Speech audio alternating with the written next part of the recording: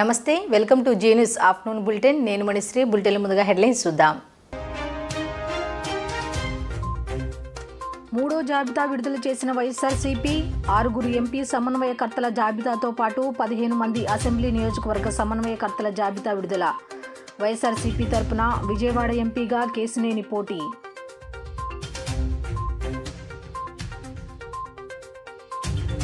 సంక్రాంతి పర్వదినాన ప్రేక్షకుల ముందుకు వచ్చిన గుంటూరు కారం తమ అభిమాన హీరో సినిమా విడుదల సందర్భంగా థియేటర్ల వద్ద సందడి చేసిన మహేష్ బాబు అభిమానులు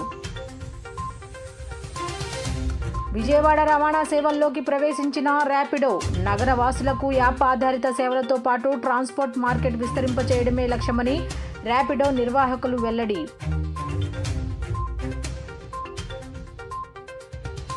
వైసీపీ తీర్థం పుచ్చుకున్న మాజీ ఎమ్మెల్యే టీడీపీ నేత నల్లగట్ల స్వామిదాస్ తిరువూరు నుంచి వైసీపీ తరపున పోటీ చేసే అవకాశం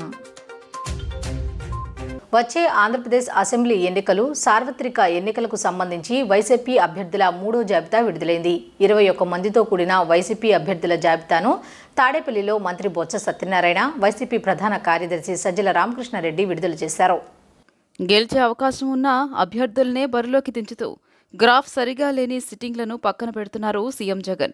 సర్వే అంచనాలను దృష్టిలో పెట్టుకుని నియోజకవర్గ ఇన్ఛార్జీలను మారుస్తూ కీలక నిర్ణయాలు తీసుకుంటున్నారు. ఇప్పటికే మొదటి విడతలో 11 మంది లిస్టును విడుదల చేయగా 27 మందితో సెకండ్ లిస్టు రిలీజ్ చేశారు. ఈ క్రమంలోనే 21 మందితో మూడో జాబితాను విడుదల చేశారు. మూడో లిస్టులో పలు అసెంబ్లీతో పాటు పార్లమెంట్ ఇన్ఛార్జీలను ప్రకటించారు.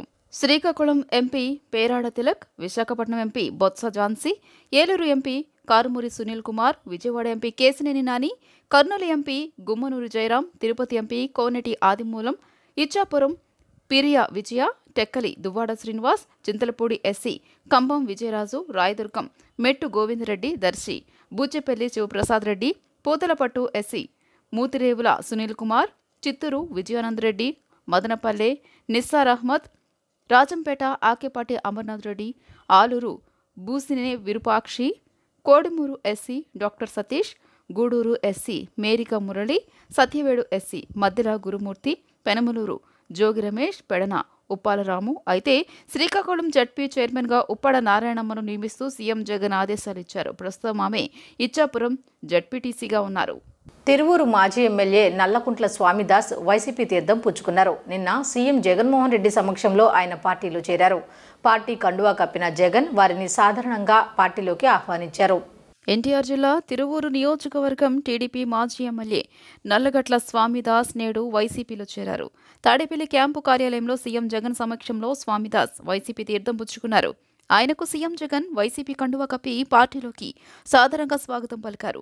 నల్లగట్ల స్వామిదాస్తో పాటు ఆయన అర్ధాంగి సుధారాణి కూడా వైసీపీలో చేరారు. నల్లగట్ల స్వామిదాస్ దాదాపు 3 దశాబ్దాలుగా టీడీపీలో ఉన్నారు. ఆయన 1994, 1999 ఎన్నికల్లో తిరువూరు నియోజకవర్గం నుంచి టీడీపీ ఎమ్మెల్యేగా గెలుపొందారు. ఇవాళ సీఎం జగన్ సమక్షంలో వైసీపీలో చేరిన సందర్భంగా స్వామిదాస్ మాట్లాడుతూ అవసరం లేకపోతే చంద్రబాబు ఎవరినైనా పక్కన పెట్టేస్తారని ఆరోపించారు. ఆయనలో మానవత్వం మచ్చుకైనా లేదని విమర్శించారు. తాము టీడీపీలో దాదాపు 30 ఏళ్లు పనిచేసినా తమను కనీసం ఇంట్లోకి కూడా రానివ్వలేదని స్వామిదాస్ వివరించారు. తాను తన భార్య 10 రోజుల పాటు చంద్రబాబు ఇంటి ముందు పడిగాపులు కాసినా ఫలితం లేకపోయిందని, టీడీపీ నేతలే తమకు ద్రోహం చేశారని స్వామిదాస్ ఆరోపించారు.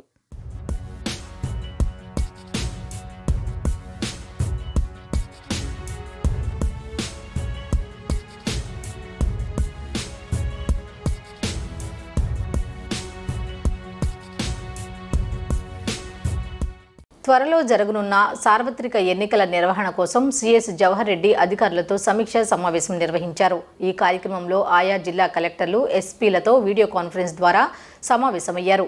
ఎన్నికల నిర్వహణ, మద్యం కట్టడి, పోలింగ్ కేంద్రాల గుర్తింపు తదితర అంశాలపై అధికారులతో చర్చించారు.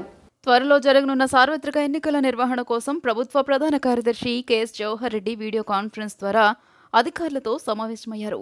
ఎన్నికలు స్వేచ్ఛాయుత వాతావరణంలో పారదర్శకంగా నిర్వహించేందుకు అవసరమైన ఏర్పాట్లను పూర్తి చేయాలని అన్ని జిల్లాల కలెక్టర్లు, పోలీసు అధికారులను ఆదేశించారు. సచివాలయం నుంచి డీజీపీ సహా వివిధ శాఖల ఉన్నతాధికారులతో కలిసి వీడియో కాన్ఫరెన్స్ ద్వారా జిల్లా కలెక్టర్లతో సమీక్ష నిర్వహించారు.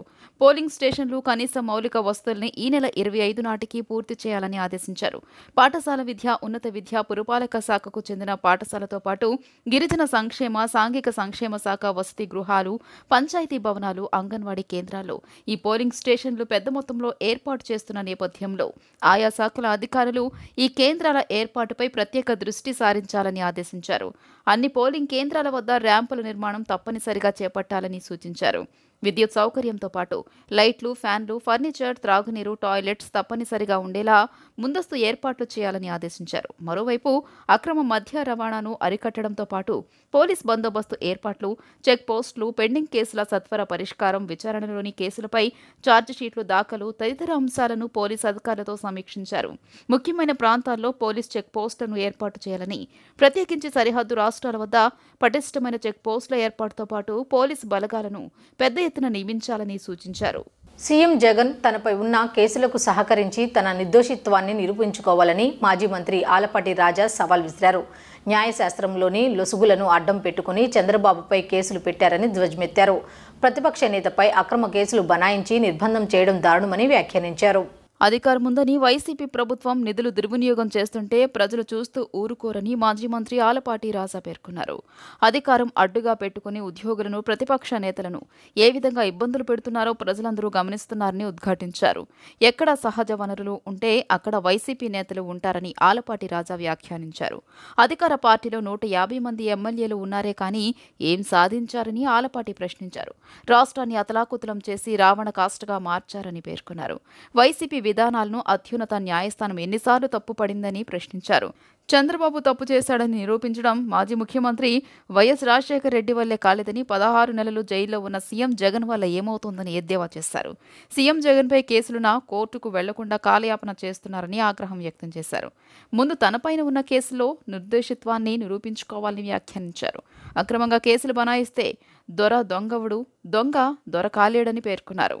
రాష్ట్ర ప్రభుత్వం, మరి ముఖ్యంగా జగన్మోహన్ రెడ్డి గారు దోచుకుంటూ, దాచుకుంటూ, దొరల్లాగా మాట్లాడుతూ, ప్రజల్ని మభ్యపెడుతూ, చివరికి ప్రతిపక్ష నేత మీద అక్రమ కేసులు బనాయించి అక్రమంగా నిర్బంధం చేయటం, ఆలు లేదు, చూలు లేదు, కొడుకు పేరు సోమలింగడు అన్నట్టుగా ఇన్నర్ రింగ్ రోడ్డు అనే ప్రతిపాదన మీద డిస్కషన్స్ జరిగినాయి కానీ దాని మీద ఒక జీవో ఇష్యూ చేయటం కానీ ఆ జీవోలో ఏదో అక్రమాలు జరిగినాయి అని చెప్పి అక్రమ కేసులు బనాయించటం, దానికి స్వయంగా మంగళగిరి శాసనసభ్యులు ఆళ్ల రామకృష్ణారెడ్డి గారు ఏదో జరిగిపోయింది, ఇక్కడ పెద్ద ఎత్తున అవినీతి పాల్పడ్డాడు మాజీ ముఖ్యమంత్రి చంద్రబాబు నాయుడు గారు అని చెప్పి హైకోర్టులో ఇంత చెత్త కేసు న్యాయశాస్త్ర పరంగా చూసినట్లయితే న్యాయ కోవిదులు చెప్పే మాట ఏంటంటే, ఇంత దుర్మార్గంగా సెలెక్టివ్ ప్రాసిక్యూషన్ని ఇనిషియేట్ చేసినటువంటి ఈ ప్రభుత్వాల్ని ఏమనాలో అర్థం కావట్లేదు.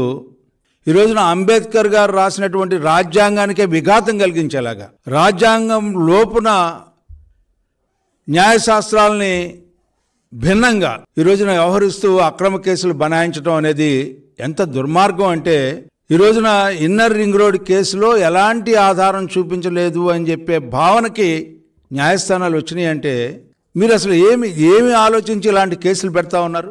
దేశంలోనే అతిపెద్ద అంబేద్కర్ విగ్రహం స్థాపనకు జగన్ శ్రీకారం చుట్టారు అని వైసీపీ తూర్పు నియోజకవర్గ ఇన్ఛార్జ్ దేవినేని అవినాష్ పేర్కొన్నారు. ఎస్సీ, ఎస్టీ, బీసీ, మైనారిటీలకు సముచిత స్థానం జగన్ ప్రభుత్వంలోనే సాధ్యమైందని చెప్పారు. అంబేద్కర్ ఆశయ సాధన కోసం ప్రతి ఒక్కరూ పాటుపడాలని పిలుపునిచ్చారు.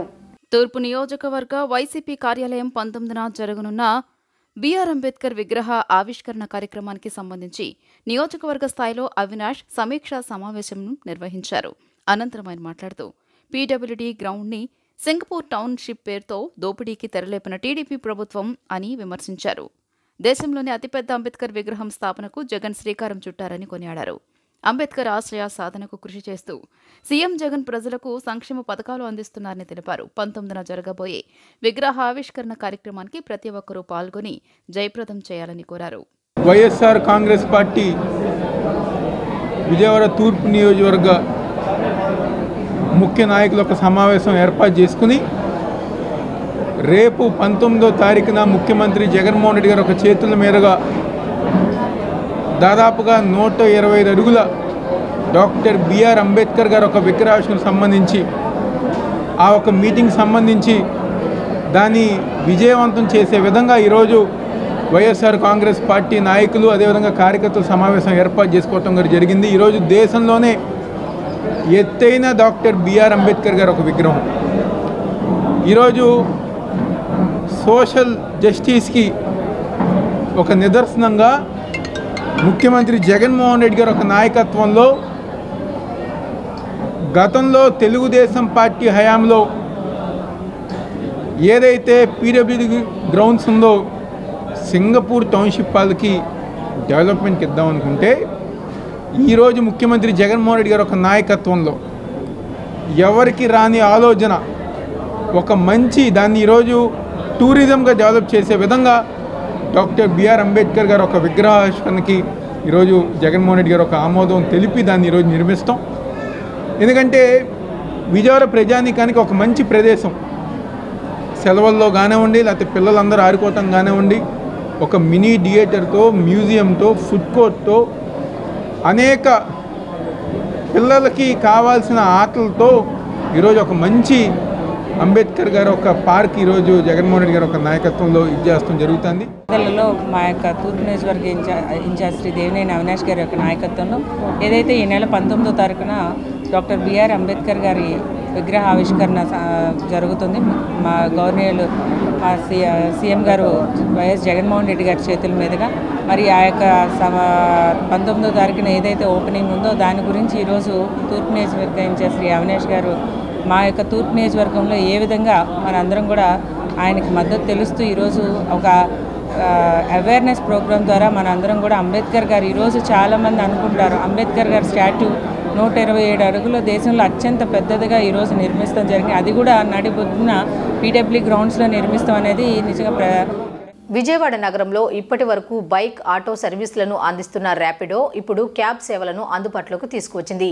ఎక్కువ మంది ప్రజలకు యాప్ ఆధారిత సేవలు అందించి మార్కెట్ విస్తరించుకోవడమే తమ లక్ష్యమని ర్యాపిడో ఉద్యోగులు మండవ వంశీ, మనోజ్ అన్నారు. 0 కమిషన్ పద్ధతితో ర్యాపిడో కెప్టెన్లకు ఆదాయం పెంచుతామని, వినియోగదారులకు భారం తగ్గేలా చూస్తామని వెల్లడించారు. రవాణా సేవల్లో మెరుగైన సేవలు అందిస్తున్న ర్యాపిడో క్యాబ్ సేవల విభాగంలోకి అడుగుపెట్టింది. ఈ విభాగంలో ఆధిపత్యం చెలాయిస్తున్న ఓలా, ఉబర్ వంటి సంస్థలతో ర్యాపిడో పోటీ పడనుంది. నేడు విజయవాడ ఏ కన్వెన్షన్ వద్ద ఈ క్యాబ్ సేవలను తూర్పు నియోజకవర్గ శాసనసభ్యులు గద్దె రామ్మోహన్, ట్రాఫిక్ సిఐ రాజేంద్ర ప్రసాద్లు జెండా ఊపి లాంఛనంగా ప్రారంభించారు. ఈ సందర్భంగా గద్దె రామ్మోహన్ మాట్లాడుతూ 2018లో మొదలైన సంస్థ అంచెలంచెలుగా ఎదుగుతూ ప్రయాణికులకు మెరుగైన సేవలను అందిస్తోందని అన్నారు. ర్యాపిడో యాప్ సహాయంతో అతి తక్కువ ధరకే నగర పరిధిలో ఎక్కడికైనా ప్రయాణం చేయవచ్చు అన్నారు. ఇతర దేశాల్లో ఎప్పటి నుండో ఈ సౌకర్యం విజయవంతంగా నిర్వహించబడుతుందని చెప్పారు. నిరుద్యోగులకు కూడా ఈ అవకాశం ఎంతగానో ఉపయోగపడుతుందని అన్నారు. ర్యాపిడో ప్రారంభించిన ఈ సర్వీసు విజయవంతం కావాలని ఆకాంక్షిస్తున్నట్లు వెల్లడించారు. ర్యాపిడో ఉద్యోగులు మండవ వంశీ, మురళి మాట్లాడుతూ ఎక్కువ మంది ప్రజలకు యాప్ ఆధారిత సేవలు అందించి మార్కెట్ విస్తరించుకోవడమే తమ లక్ష్యమని అన్నారు. 0 కమిషన్ పద్ధతితో ర్యాపిడో కెప్టెన్లకు ఆదాయం పెంచుతామని, వినియోగదారులకు భారం తగ్గేలా చూస్తామని వెల్లడించారు. 2018లో మొదలైన ర్యాపిడో ఆటోలతో మొదలై అదేశంలో మోటార్ బైక్స్తోనూ ఈ రోజున క్యాబ్తో కూడా మొదలవటం ఇది మంచి పరిణామం. ఈ సిస్టంలో ఇది కంపెనీకి వచ్చే లాభాల కంటే కూడా కస్టమర్లకి చాలా తక్కువ రేటుతో వాళ్ళకి ట్రాన్స్పోర్టేషన్ జరుగుతుంది. ట్రావెలింగ్ అంతా కూడా ఖర్చులు చాలా తగ్గిపోతాయి.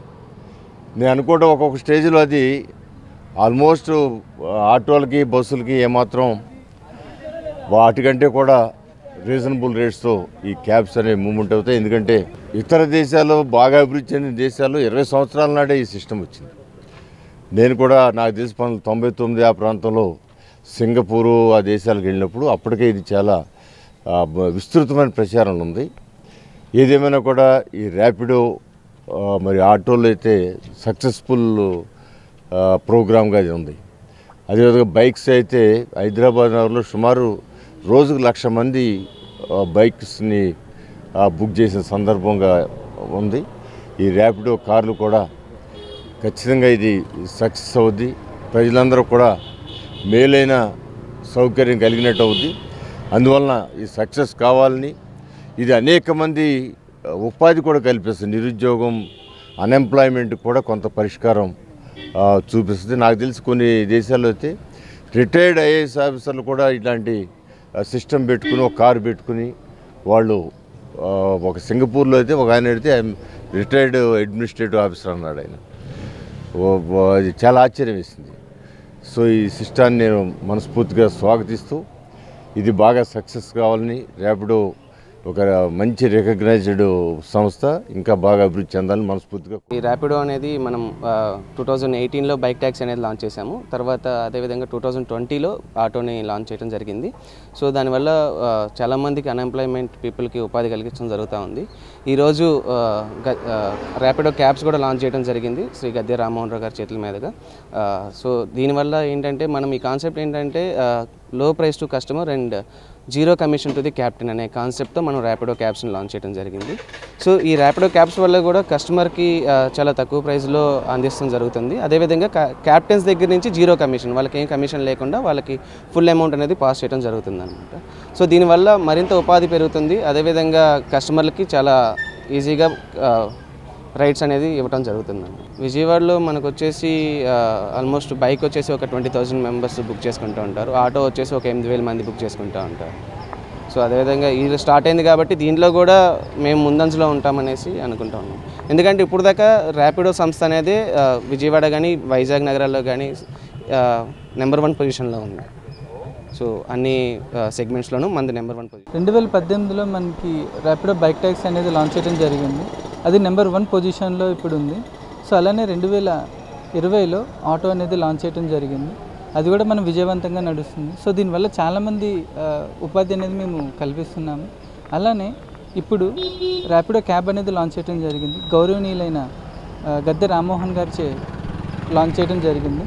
సో ఇలాంటి సర్వీసెస్ మన విజయవాడ ప్రజలు తెలుసుకొని ఇది మరింత వినియోగించుకుంటారని కోరుకుంటూ కాంట్రాక్టు నర్సులను రెగ్యులర్ చేయాలని ఆంధ్రప్రదేశ్ నర్సింగ్ సంక్షేమ సంఘం రాష్ట్ర అధ్యక్షులు స్వచ్ఛంద ప్రసాద్ ముఖ్యమంత్రికి విజ్ఞప్తి చేశారు. ఈ మేరకు నర్సింగ్ స్ట్రగుల్ కమిటీ ఆంధ్రప్రదేశ్ ఆధ్వర్యంలో విలేకరుల సమావేశం జరిపారు. ఈ సందర్భంగా స్వచ్ఛంద ప్రసాద్ మాట్లాడుతూ రాష్ట్ర వ్యాప్తంగా కాంట్రాక్టుల్లో ఉన్నటువంటి నర్సింగ్ సంఘాలు ఏవైతే ఉన్నాయో అవన్నీ కూడా ఒకే వేదికగా విజయవాడ రావడం జరిగిందన్నారు. రాష్ట్రంలో అనేక సంవత్సరాలుగా కాంట్రాక్ట్ వ్యవస్థలోనే మగ్గిపోతున్న నర్సింగ్ అధికారుల సంక్షేమం కోసం, వారి భవిష్యత్తు ఉన్నతంగా ఎదగడం కోసం ఈరోజు ఎప్పుడూ లేని విధంగా రాష్ట్రంలో ఉన్న నర్సింగ్ సంఘాలన్నీ ఒకే వేదికగా వస్తున్నాయన్నారు. రాష్ట్రంలో కాంట్రాక్ట్లో ఉన్నటువంటి నర్సింగ్ అధికారులు అందరినీ కూడా రాష్ట్ర ప్రభుత్వం రెగ్యులర్ చేయాలని ముఖ్యమంత్రి ఏదైతే మాటిచ్చాడో ఆ మాట అమలు చేసి తీరాలని అన్నారు. ప్రతిపక్ష నేతగా ఉన్నప్పుడు ముఖ్యమంత్రి కాంట్రాక్ట్లో పనిచేస్తున్న వాళ్ళని రెగ్యులర్ చేస్తామని ఇచ్చిన హామీ తుంగలో తొక్కారని అన్నారు. ఈ పరిస్థితులు అనేక సంవత్సరాలుగా వినతి పత్రాలతోనే విసుగు చెంది ఈరోజు రాష్ట్రంలో ఉన్నటువంటి కాంట్రాక్ట్ నర్సింగ్ సంఘాలన్నీ కూడా నర్సింగ్ సంఘాల వేదికగా ఏర్పాటు చేసుకుని స్ట్రగుల్ కమిటీ పేరుతో భవిష్యత్తు కార్యాచరణ చేయబోతున్నామని తెలిపారు. కాంట్రాక్ట్ ఉద్యోగులను రెగ్యులర్ చేస్తే ఏమీ లేదని, ఒకవేళ రెగ్యులర్ చేయలేని పరిస్థితి వస్తే రాష్ట్ర వ్యాప్తంగా ఉన్నటువంటి సంఘాలన్నీ ఒకటే ఉద్యమ స్ఫూర్తిని విజయవాడ కేంద్రంగా రాష్ట్రం మొత్తం వ్యాపింపచేస్తామని హెచ్చరించారు. సంక్రాంతి పండుగ తర్వాత సమావేశమై భవిష్యత్తు కార్యాచరణ రూపొందించుకుని ప్రకటిస్తామని తెలియజేశారు. అనంతరం నర్సింగ్ మహిళా నేత దయామణి మాట్లాడుతూ ప్రాణాలు పణంగా పెట్టి కోవిడ్ సమయంలో తాము పనిచేశామని, స్టాఫ్ నర్స్ అందరికీ ఉద్యోగ భద్రత కల్పించామని డిమాండ్ చేశారు. తమవి న్యాయమైన డిమాండ్లు అని త్వరలోనే కార్యాచరణ ప్రకటించి ప్రత్యక్ష పోరాటాలు చేస్తామని అన్నారు. ఈ సమావేశంలో నర్సింగ్ నేతలు పోలిబత్తిన శ్రీనివాస్, సూర్య సుమన్, ఎం చిన్నారి, నర్సులు పాల్గొన్నారు. మీరు మెడికల్ డిపార్ట్మెంట్లో విప్లవాత్మకమైన నిర్ణయాలు 17 మెడికల్ కాలేజీలైనా, లేకపోతే 2,000 మందికి అర్బన్ హెల్త్ సెంటర్స్ అయినా, లేకపోతే జగనన్న సురక్ష ప్రోగ్రామ్స్ అని, లేకపోతే ఫ్యామిలీ డాక్టర్ అని రకరకాల కాన్సెప్టులతో జనాలకి ఆరోగ్యపరమైన ఇబ్బందులు లేకుండా ఒక మంచి కార్యక్రమం చేపట్టారండి. దాన్ని నిజంగా మేమందరం కూడా ప్రజల తరపు నుంచి మీకు ధన్యవాదాలు తెలుపుకుంటున్నాము. బట్ అదేవిధంగా ఆ డిపార్ట్మెంట్లో పనిచేస్తున్నటువంటి స్టాఫ్ నర్సులని గవర్నమెంట్ పట్టించుకోవట్లేదు. సుమారు 4-5 సంవత్సరాల నుంచి కూడా డిఎన్మెటేజ్ కంట్రోల్, లేకపోతే ఏపీవీపీ, లేకపోతే ఎన్హెచ్ఎం, ఇతరితర సంఘాలన్నీ కలిసి ప్రతి ఒక్క అధికారికి మినిస్టర్ లెవెల్ నుంచి కూడా సుమారు డిఎంఈ, తర్వాత ప్రిన్సిపల్ సెక్రటరీ గారికి, తర్వాత ఫ్యామిలీ వెల్ఫేర్ సెక్రటరీకి అందరికీ కూడా మేము రిప్రజెంటేషన్ ఇస్తున్నామండి. చేస్తాం, మీకు రెగ్యులర్ చేస్తాము, లేకపోతే మీకు వేరే విధంగా 100% గ్రాస్ ఇస్తామని చెప్తున్నారు తప్ప ఇప్పటికొచ్చి అది ఒక కొలిక్కి కూడా తీసుకురాలేదండి. ఒక అనౌన్స్మెంట్ కూడా లేదు. ఈ రోజున వెళ్తే అసలు పట్టించుకునే దాఖనాలు కూడా కనిపించట్లేదు.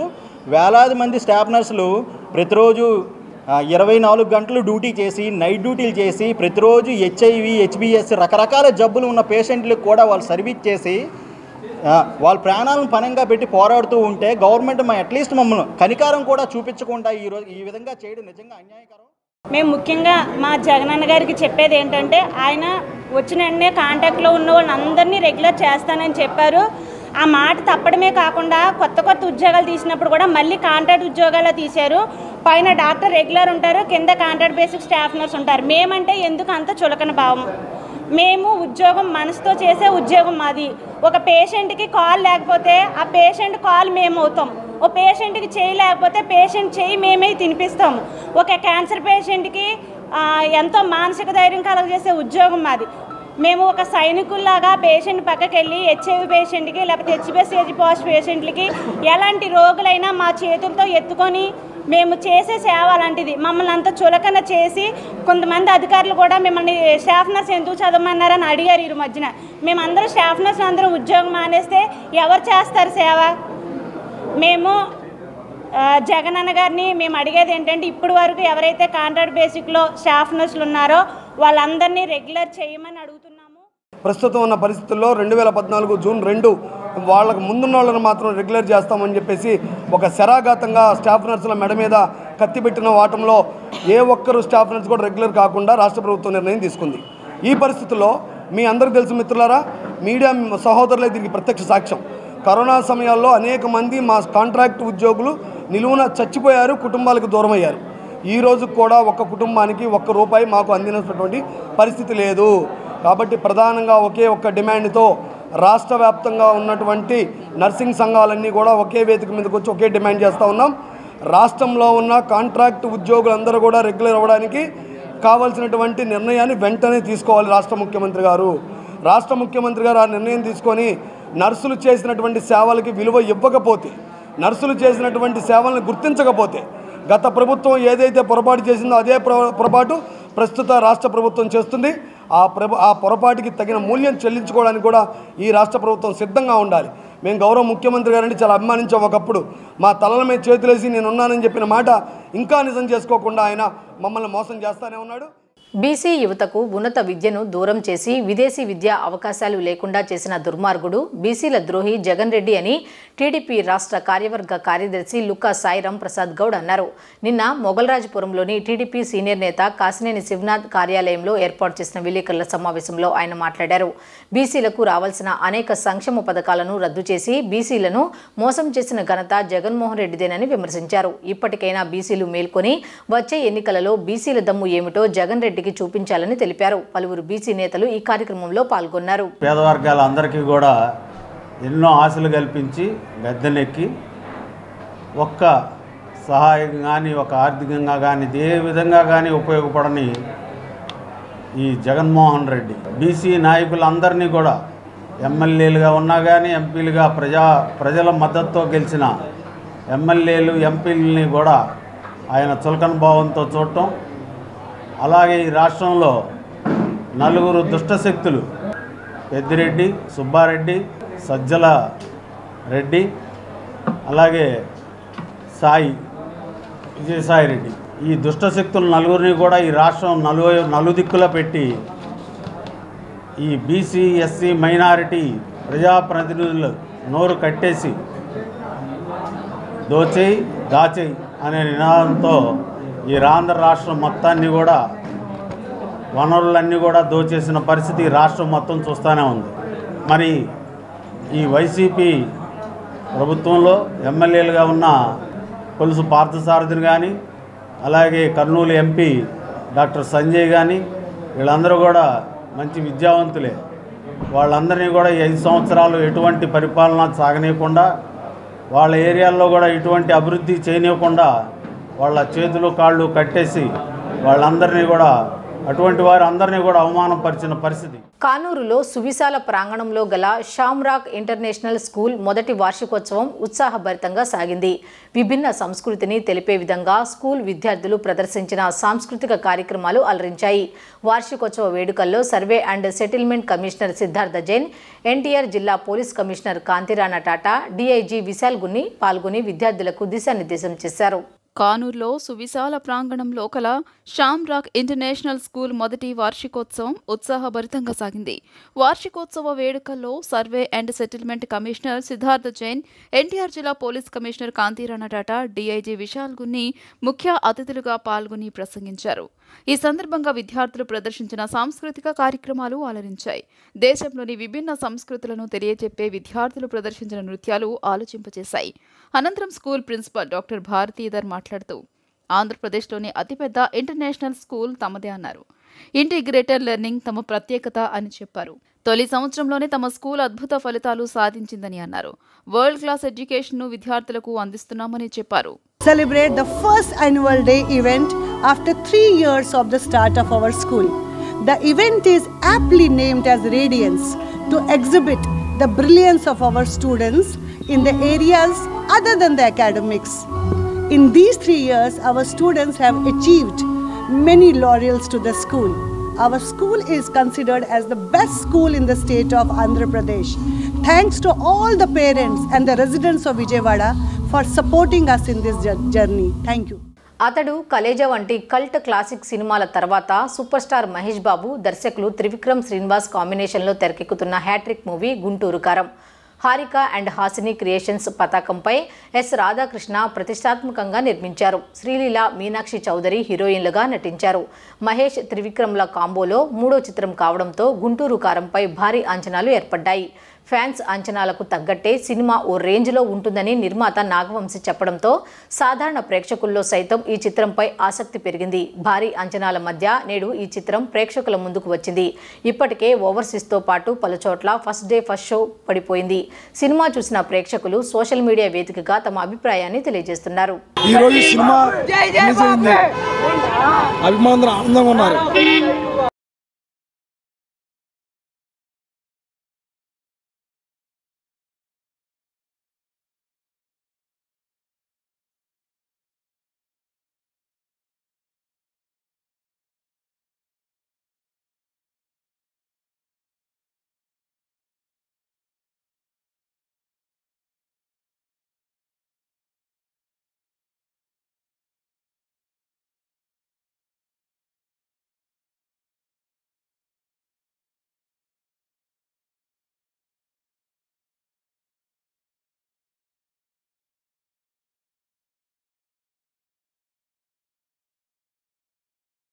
వార్తలు ముగించే ముందు హెడ్లైన్స్ మరొకసారి చూద్దాం.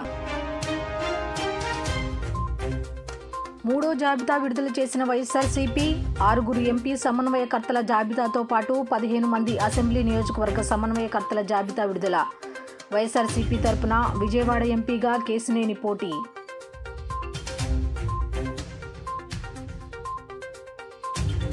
సంక్రాంతి పర్వదినాన ప్రేక్షకుల ముందుకు వచ్చిన గుంటూరు కారం. తమ అభిమాన హీరో సినిమా విడుదల సందర్భంగా థియేటర్ల వద్ద సందడి చేసిన మహేష్ బాబు అభిమానులు.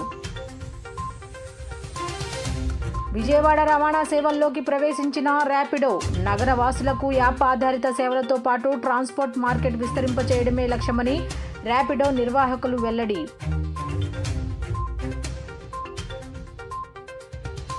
వైసీపీ తీర్థం పుచ్చుకున్న మాజీ ఎమ్మెల్యే టీడీపీ నేత నల్లగట్ల స్వామిదాస్ తిరువూరు నుంచి వైసీపీ తరపున పోటీ చేసే అవకాశం. ఈ వార్తలు ఇంతటితో సమాప్తం. తిరిగి రాత్రి 7:30 బులెటిన్లో కలుద్దాం. అంతవరకు సెలవు. నమస్కారం.